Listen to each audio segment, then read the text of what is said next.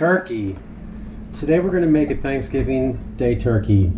Welcome to You Cook So Gay. I'm John. And I'm Darius. And we're going to show you my mother's recipe for making stuffing, which we will stuff in the turkey. We're going to start with equal parts carrot, celery, and onion, which is called a mirepoix. That's what the French call it. So we're going to call it mirepoix. Okay. We use salt and pepper. We have 4 eggs as our binder. We're using dry cube. You can use cornbread or you can use fresh if you like. And then we have some poultry seasoning, and we have a little tempeh. Yeah, I can't wait to get started. Oh. Well, that's right. And then, so we're going to start by, I've melted, a little piece of the wrapper got in there. I melted a stick and a quarter of butter, and we're going to start by softening our mirepoix in that. Now, even though my mother's stuffing was really good, but sometimes we'll add chestnuts or raisins or walnuts to it. And that's yummy. I love that. But it's important to use carrots, celery, and onions because the carrots give it not only amazing taste but color.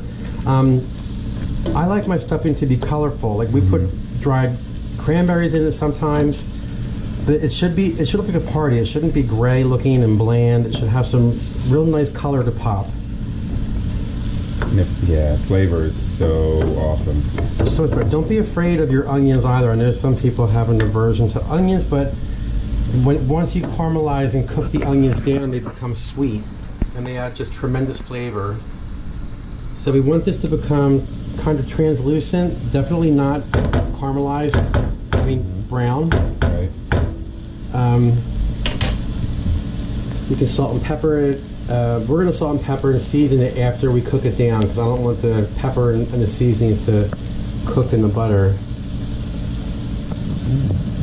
All right, so we'll be back and we'll show you what it should look like. Yep.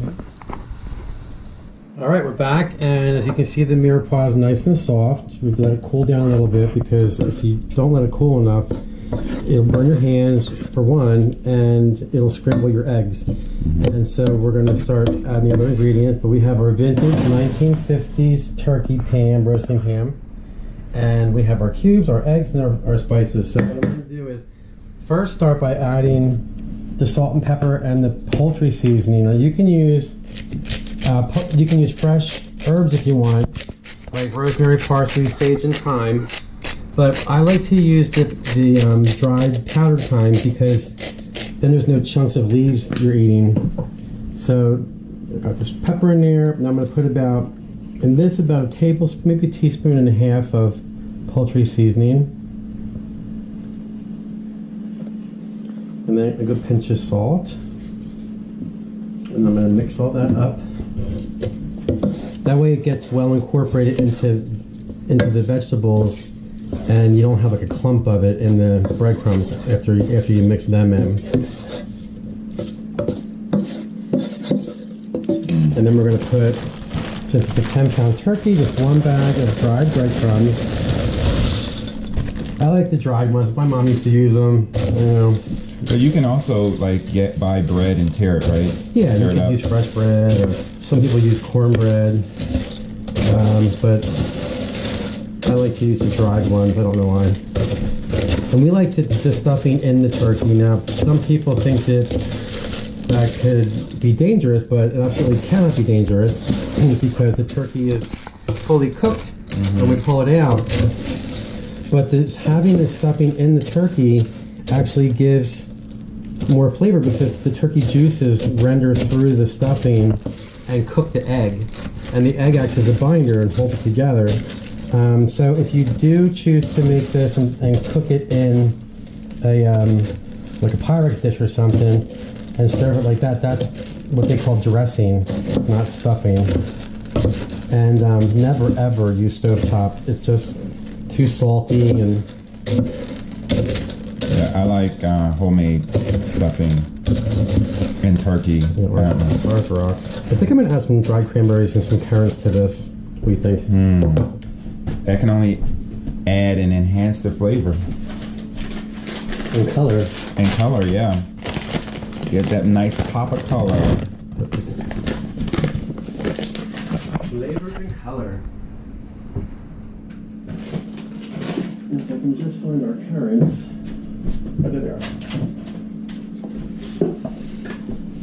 And currants are just little, they're like little raisins, but they're much smaller. They're bite size of heavenly goodness. Yes, they are. So now I'm going to add the eggs. I probably should be cracking this in something else before I do this. That way I don't get any The shells. shells, right. But But I don't see any though. not yet. So. But the shells just add a little crunch. I might need more eggs, but we'll start with this. And we're going to stuff this in both cavities of the turkey and then truss it up and bake it at a 325 oven because it's 10 pounds. Probably 3, maybe 3.5 hours.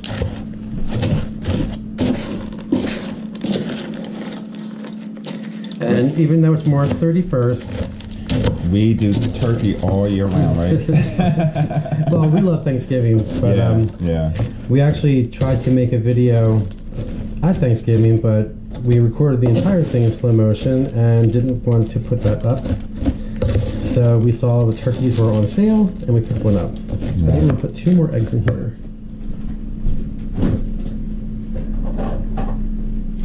Because we want it to be evenly coated, so... Oh, there's a shell. Got it, I'm on it. When you said dress it up, I thought of Madonna. Dress you up in my love, all over your body. She don't eat. She can barely sing. Right. We could offend some gays out there.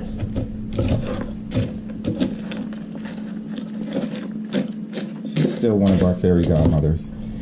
She is. With all her litter of kids, she's... Doesn't that look good? It's all nice and wet. And then you're going to take fistfuls of this and make like snowball shapes and stuff it in the turkey, but really pack it in there nice and tight. And we're not going to show you that part because there's no graceful way of doing it. So we will come back and show you before we put it in the oven what we do. As it's already done. But you can see how nice and wet. You have to make sure Yeah. all the breadcrumbs are covered in egg. And this also makes it nice because when you pull it out, you can cut it into pieces when you make your sandwich for your turkey sandwich. Because we love turkey sandwiches. Turkey sandwiches. We should show how to make the gravy later too, because we have some white wine in the fridge. All right, so we're going to stuff our bird. Yeah. And you don't want to see anybody fisting anybody's cavities. No, that's not. You won't see that on this because this is a family-friendly YouTube channel. So we will be back in a few minutes. All right. Bye. Bye. All right. So there it is. We stuffed our bird. It is So stuffed. the cavity is full to the 10th power there. That's how I feel like when I eat a lot of food and I'm like, I can't eat anymore. I'm stuffed. And then we have this really cool spiral thing. If you look underneath here, you just twist this through. It's like a corkscrew, and that shuts this end up. Yeah. So now it keeps it all in. Yeah. So that the neck is all full. So what we do now is some people put butter under the skin. Some people put butter on top of the skin. What I like to do is give it a little rub down with olive oil. Bad turkey. Get the wings.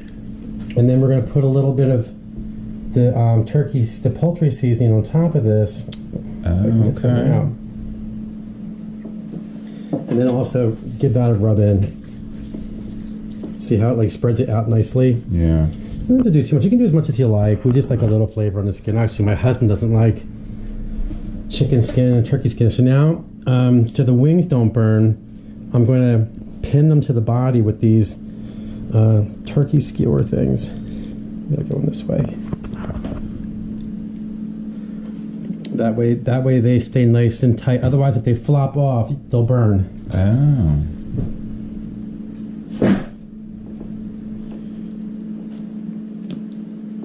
So you just kind of Interesting. pinch them in there.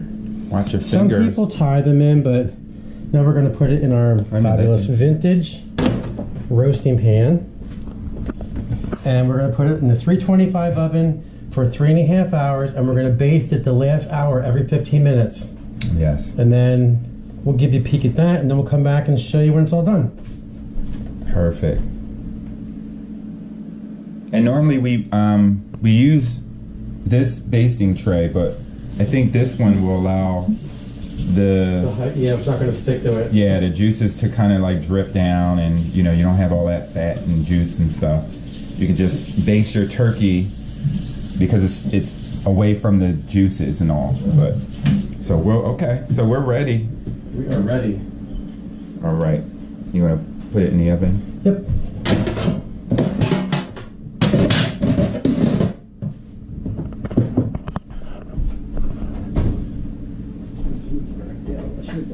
Move off.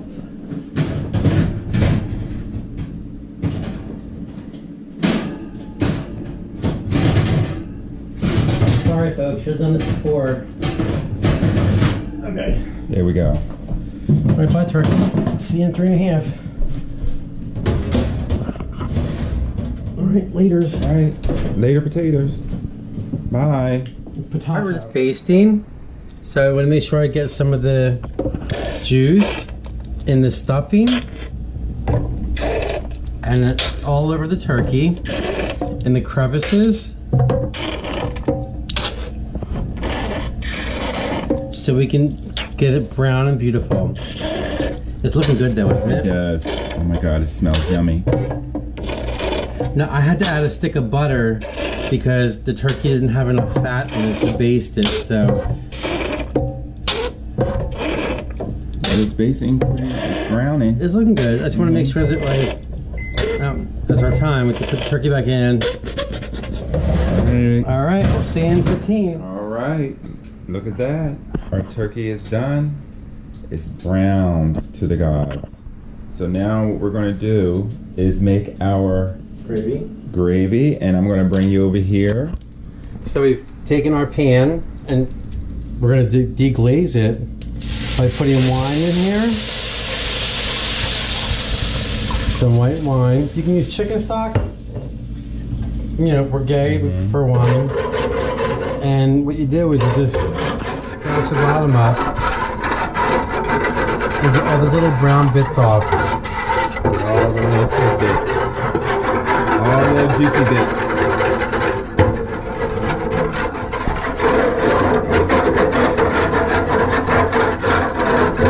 Let it cook a little bit. Let me get some water. Yum, yum.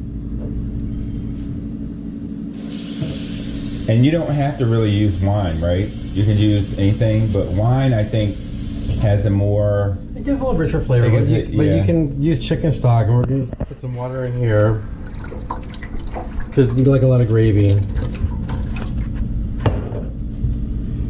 And then deglazing the pan is getting all the little brown bits off the bottom. It also helps you clean the pan.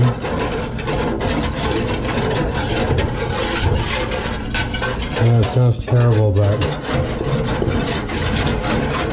let me get a wooden spoon. I'm just doing it though.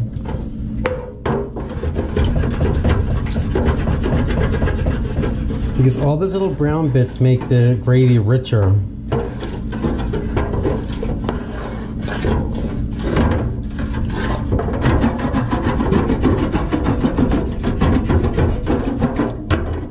And as you scrape them up, they'll dissolve into the gravy and give it this really deep flavor. So after we deglaze the pan,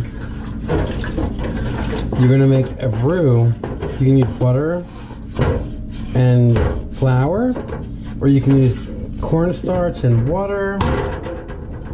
My mother always used cornstarch and water. I'm gonna throw a little pepper in here because we like it a little peppery.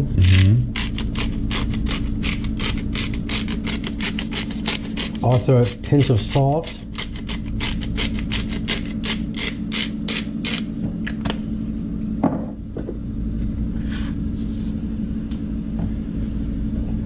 Get that going.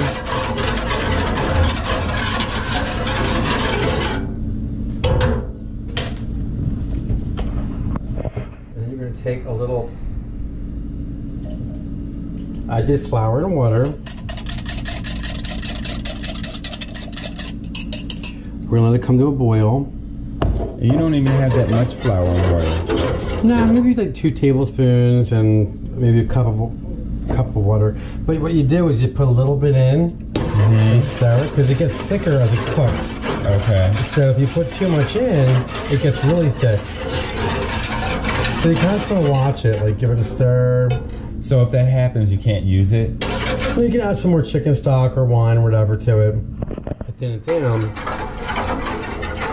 But we're looking for a nice gravy consistency, so we're gonna actually make some white rice and have some chicken stuffing tonight. Mmm.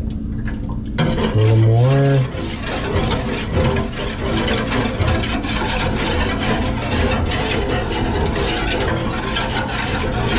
Let it keep cooking.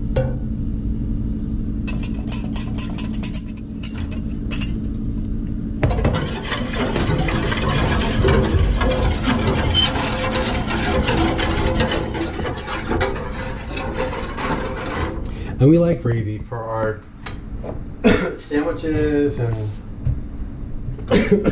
excuse me. But like a nice gravy, a good gravy. Like this is a really good gravy. But it's always good to make extra gravy because people love gravy. Mm-hmm. At least, I don't know, the gays love gravy. I do. Now if you can see on the edges, it's getting thicker over there. So let it come to a boil. What I do is I keep scraping the bottom of the pan with my whisk to get all those little brown bits off and give it like nice flavor.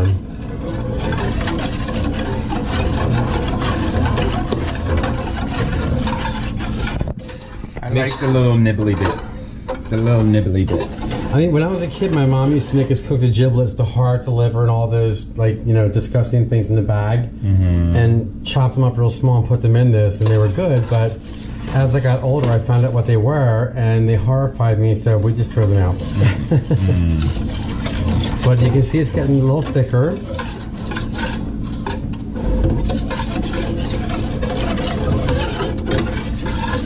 Once it gets to the point where you like it, take it off.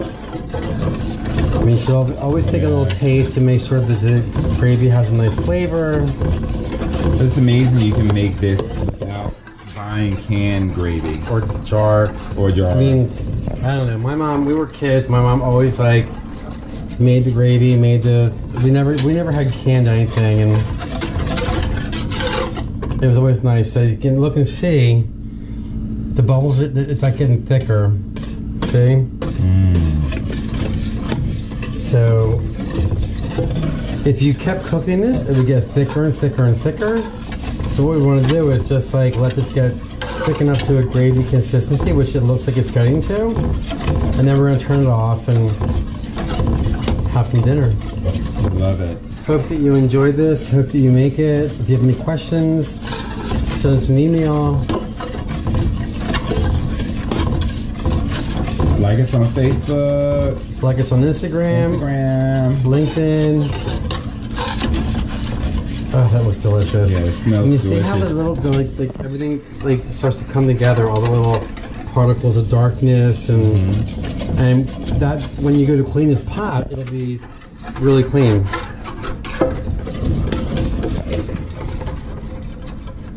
Now it's like the consistency of gravy, so we're gonna like turn this off, make some rice. We love you. All right. And we'll show you what we've done when it's all done. Just a couple of minutes.